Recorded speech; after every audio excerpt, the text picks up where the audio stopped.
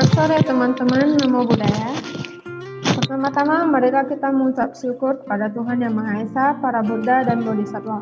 Pada hari ini kelompok kami mendapat kesempatan untuk mempresentasikan mata kuliah Pluralisme Agama Buddha di Indonesia dengan topik Tridharma. Terima kasih juga kami ucapkan kepada Bapak dosen kami, Pak Darmaji Thomas, yang telah memberikan kesempatan untuk membawakan presentasi ini. Sebelum memulai presentasi, kami akan memperkenalkan diri kami terlebih dahulu.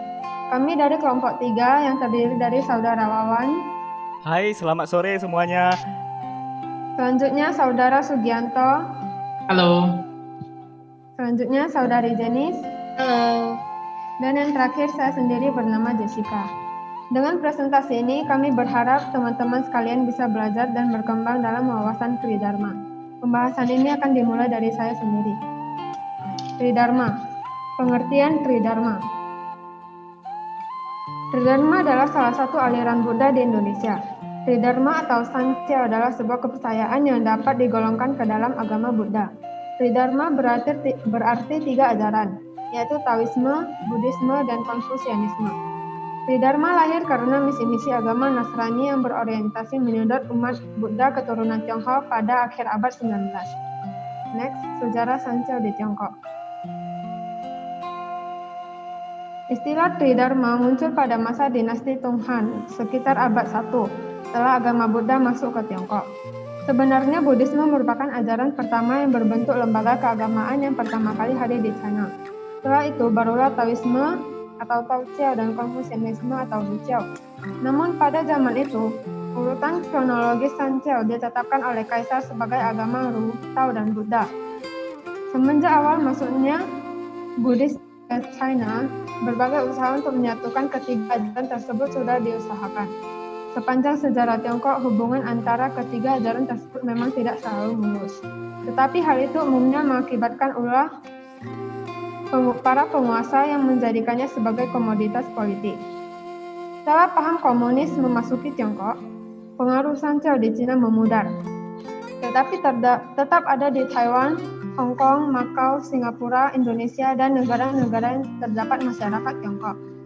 Kini di Indonesia, Sankhya resmi disebut dengan Tridharma, sedangkan kelenteng diakui sebagai badan keagamaan yang disebut sebagai tempat ibadah Tridharma. Hal tersebut diberlakukan oleh Menteri Agama RI pada tanggal 19 November 1979.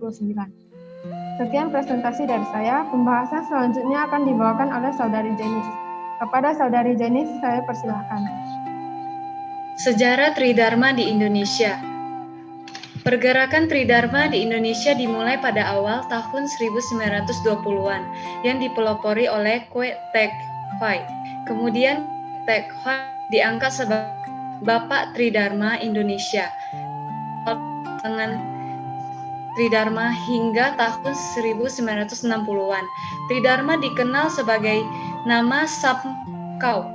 Samkhao Hwe, perkumpulan 3 agama didirikan oleh Kwe Tok Hwai bersama kawan-kawannya pada tahun 1934, bersamaan dengan terbitnya sebuah majalah bulanan 3 agama yang bernama Samkhao Gwatpo.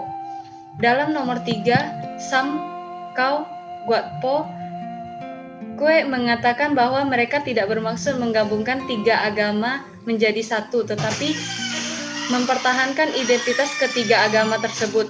Ia mengakui bahwa untuk mayoritas orang Cina di Indonesia, 3 agama ini telah tercampur dan nampaknya telah bersatu. Samkhao Hwe yang telah diganti menjadi gabungan Samkhao Indonesia GKSI berubah menjadi Gabungan Tridharma Indonesia GTI yang resmi berdiri tanggal 20 Februari 1952 pukul 12 waktu Indonesia Barat dan berbentuk badan hukum legal body berdasarkan penetapan Menteri Kehakiman RI nomor JA 531 13 tanggal 9 April 1953 dan termuat dalam tambahan berita negara RI nomor 33 tanggal 24 April 1953 urutan nomor 3 GTI juga terdaftar pada Departemen Agama RI. Berdasarkan hasil rapat umum anggota Gabungan Tridharma Indonesia yang berlangsung pada tanggal 16 sampai 18 April 1976, maka ditetapkan 31 Juli sebagai hari lahir Bapak Kwe Tek Hwai, Bapak Tridharma Indonesia.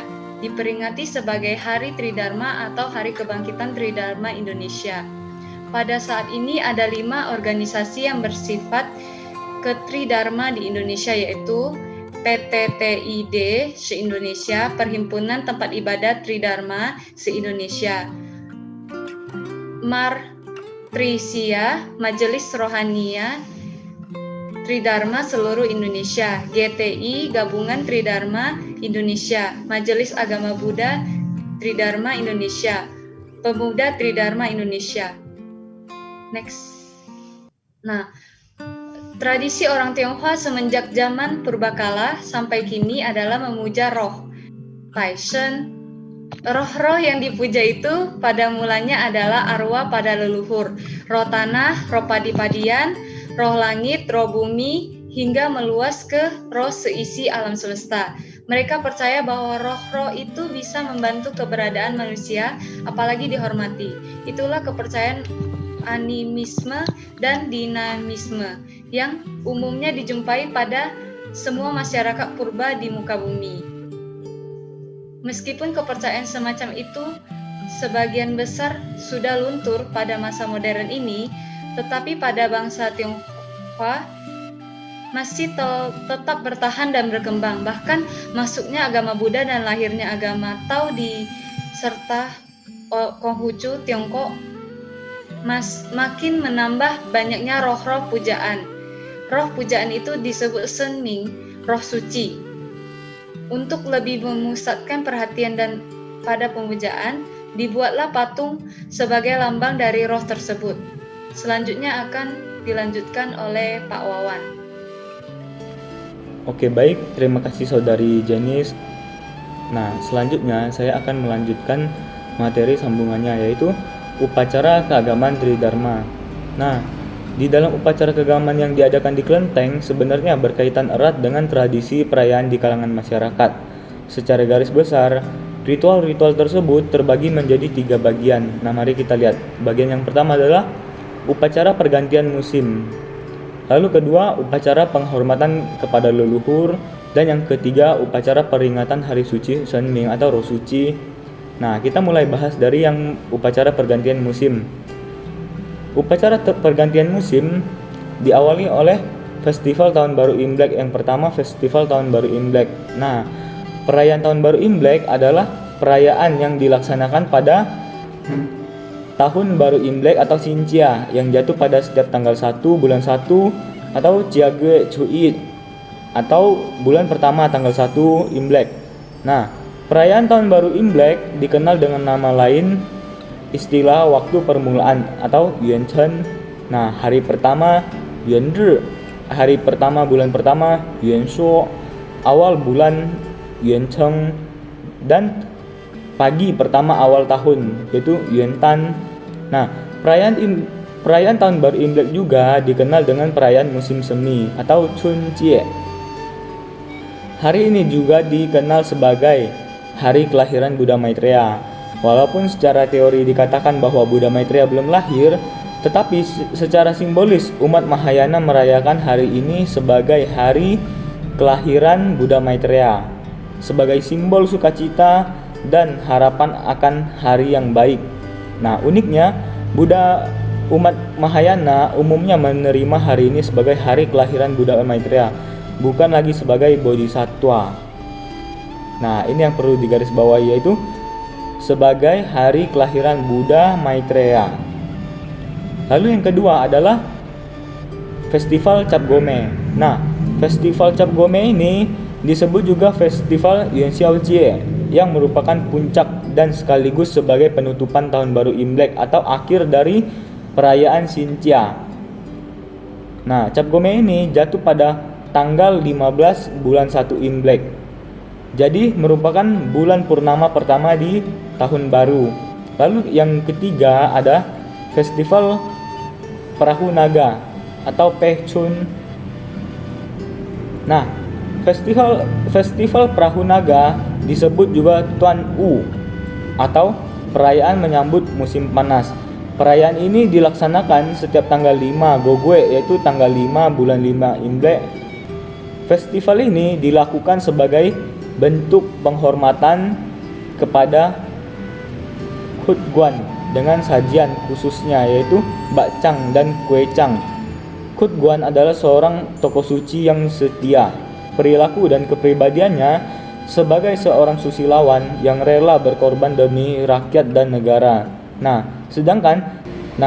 Sedangkan di dalam Vihara Maitreya sendiri diperingati sebagai hari parinibbana Tewei Jiangjun, yang menurut legenda Jiangjun ini hidup di dinasti Zhou sekitar tahun 340 sampai 278 sebelum Masehi. Namanya Khutguan adalah seorang menteri yang amat setia pada raja dan negaranya, sehingga Tuhan Yang Maha Kuasa menganugerahkan Jiangjun kepadanya. Nah, yang selanjutnya adalah Festival Kue Bulan atau Chongjiujie. Nah, festival kue bulan ini juga disebut sebagai festival musim gugur yang dilaksanakan pada pertengahan musim gugur, tepatnya pada tanggal 15 bulan 8 Imlek. Nah, pada saat itu bulan purnama yang paling bulat dengan sinarnya yang keperak-perakan. Diyakini oleh masyarakat Tionghoa bahwa pada tanggal itu alam semesta mempunyai kekuatan dan pengaruh yang besar bagi umat manusia. Nah, di Tiongkok sendiri, hari ini dirayakan juga sebagai hari memuja rembulan.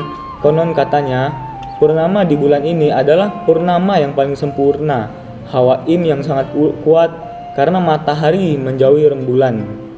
Nah, selanjutnya Festival Qixi atau perayaan malam 7. Festival ini merupakan pertemuan antara Niulang atau gembala kerbau dengan Zhini, gadis penenun. Qixi Jie artinya secara harfiah adalah malam ke-7. Kadangkala juga disebut sebagai hari Valentine Tionghoa. Hari ini jatuh pada hari ke-7 dalam bulan ke-7 kalender lunar. Nah, berdasarkan tradisi, gadis muda memamerkan keterampilan seni mereka, terutama mengukir melon pada hari ini dan meluangkan doa dan harapan agar bersuamikan pria yang baik.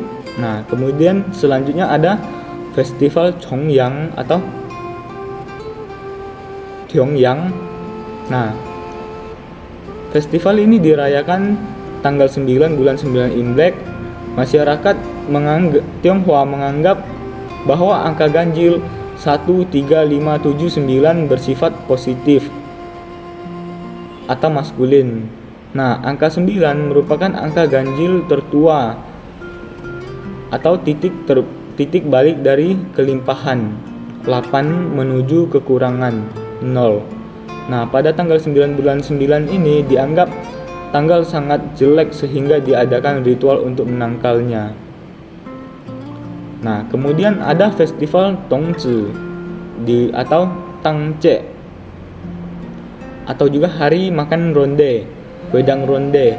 Nah, hari ini dirayakan sekitar tanggal 22 Desember. Festival Tangce dilaksanakan tepat pada tanggal 22 Desember untuk merayakan titik balik matahari musim dingin, karena diyakini sebagai hari yang melambangkan kemuliaan dan kebesaran Tian atau Tuhan Yang Maha Esa.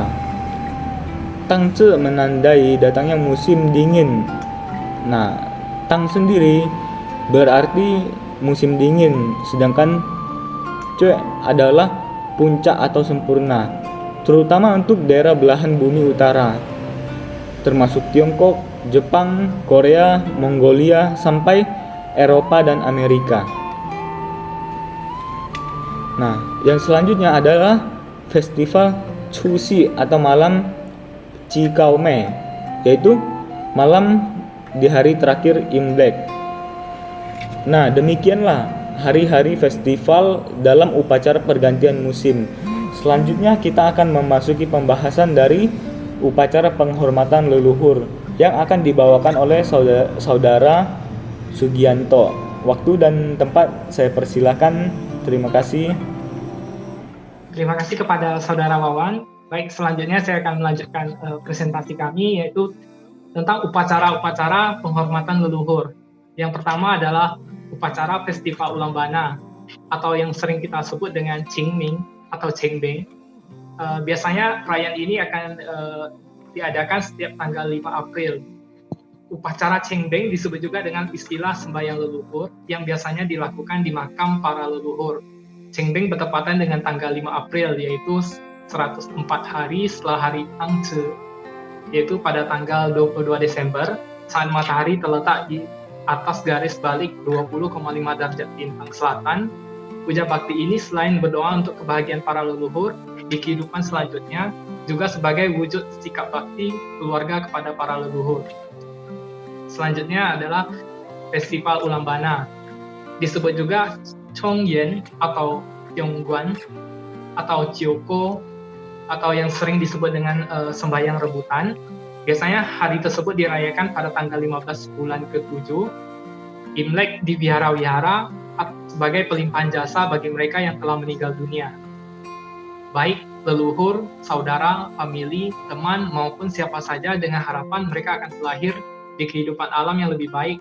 Hari tersebut dirayakan sebagai pelaksanaan dari Maitri Karuna terhadap makhluk hidup. Kisah Festival Ulang Bana ini sangat dekat dengan kisah tentang Monggalana.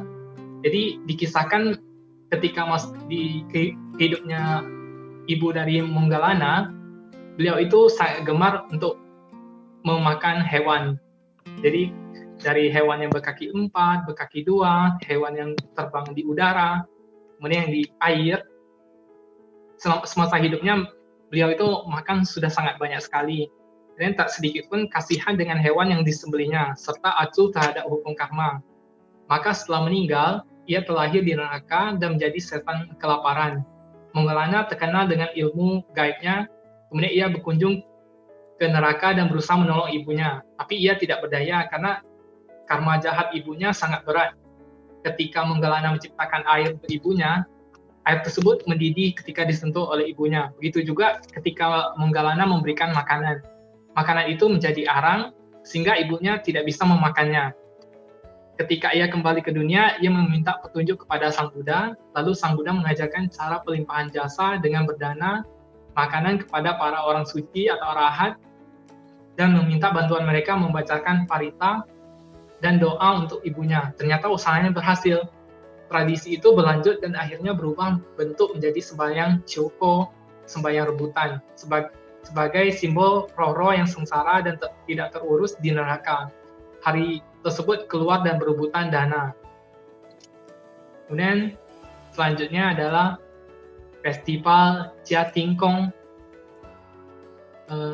Selanjutnya, upacara peringatan Hari Suci Senming atau Roh Suci itu merayakan beberapa festival. Pertama, Festival Laci untuk menghormati Senong atau Dewa Pertanian yang biasa dibantu kucing dan harimau mengamankan lahan pertanian. Biasanya ini dirayakan pada Imlek bulan ke-12. Kemudian Festival Weiya mengungkapkan syukur terhadap kepada Tukong Dewa Bumi. Biasanya dirayakan pada tanggal Imlek tanggal 16 bulan 12. Kemudian Festival La Paci itu peringatan Buddha Sakyamuni mencapai pencerahan. Biasanya dirayakan pada saat Imlek tanggal 8 bulan 12. Kemudian selanjutnya Festival Zhi Xing Xiang Ang atau Song Wang mengantar dewa dapur atau Cao Chun ke langit menghadap Tuhan, menghadap Tian. Dan perayaan Festival Song Cao Chun ini dirayakan pada tanggal 24 bulan 12. Pada agama tradisional dan mitologi Tiongkok, Cao Chun atau Cao Sen itu adalah dewata lokal yang paling penting yang merupakan pelindung tuku perapian atau dapur. Ia dipuja pada setiap negara. Warga keturunan Cina biasanya memegang erat atau teguh budaya leluhur mereka. Festival paling utama yang dirayakan untuknya adalah Qi Si Xiang Ang. Perayaan ini biasanya dirayakan pada tanggal 24 bulan 12 yang merupakan festival untuk menghantar Cao Chun menuju langit. Dipercaya bahwa Cao Jun kembali ke langit setiap akhir tahun Imlek untuk melaporkan kepada Kaisar Kyo atau Tian mengenai aktivitas setiap penghuni rumah sepanjang tahun kemarin. Laporan Cao Jun akan menjadi pertimbangan bagi Tian untuk memberkati atau menghukum rumah tangga tersebut pada tahun berikutnya. Demikian pembahasan saya tentang upacara penghormatan leluhur. Selanjutnya akan saya serahkan kepada moderator kami, Ibu Jessica. Terima kasih. Terima kasih Saudara Sugianto atas presentasinya. Demikian presentasi dari kami, semoga bisa menjadi manfaat bagi teman-teman. Jika ada kesalahan dalam penyampaian presentasi, kami mohon maaf. Sekian presentasi dari kami, terima kasih semua.